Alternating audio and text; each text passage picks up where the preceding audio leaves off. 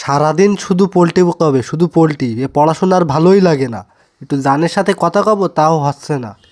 কেউ মনে হয় নেই, তাহলে এ ফাঁকে এবার চুরি করে একটু কথা কই।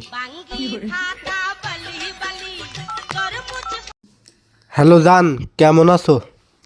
তোমারে অনেক মিস করতেছি জান, পাখি সোনা। মুয়া মুয়া। সাবালটা যখন পড়তে বসবে সব সময় সাথে করে ফোন নিয়ে যাবে।